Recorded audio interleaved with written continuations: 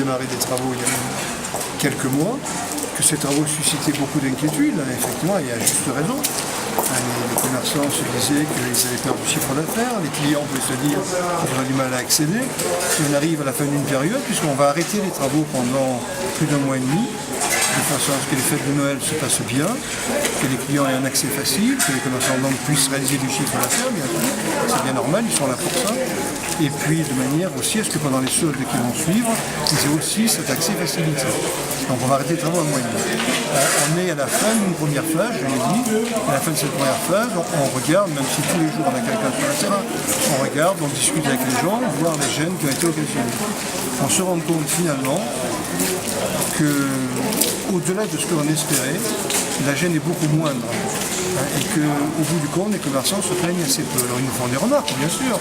Tel ou tel accès pourrait être amélioré, tel ou tel ramassage de nos cartons pourrait être amélioré. On est là pour ça. S'il n'y a pas de problème, on n'aurait pas de raison d'exister. On existe parce qu'il y a des problèmes à résoudre.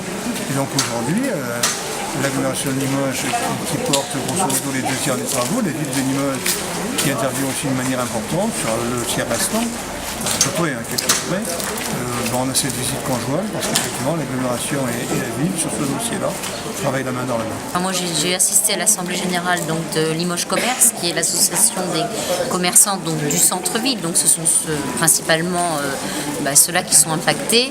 On n'a pas eu un retour véhément en disant c'est la catastrophe, qu'avez-vous fait? Au contraire, ils ont eu quand même l'impression aujourd'hui qu'ils avaient mal appréhendé, on va dire, ce qui se passe aujourd'hui. C'est-à-dire qu'ils ont craint à l'époque, quand on a annoncé les travaux, un chantier devant chez eux en permanence qui empêcherait les commerçants de venir. Mais on peut dire que là, sincèrement, ça se passe mieux que prévu.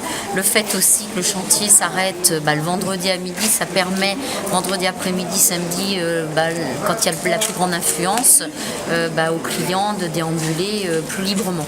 Ils sont sans gêne de bruit et de poussière, bien sûr. On n'est pas dans l'autosatisfaction, je crois, mais on est quand même dans une satisfaction de voir qu'un chantier aussi lourd, aussi compliqué, aussi potentiellement lourd de mauvaises surprises, il y a des gaffes dessous partout, que ce chantier finalement se déroule, on va dire, plutôt bien, plutôt même très bien.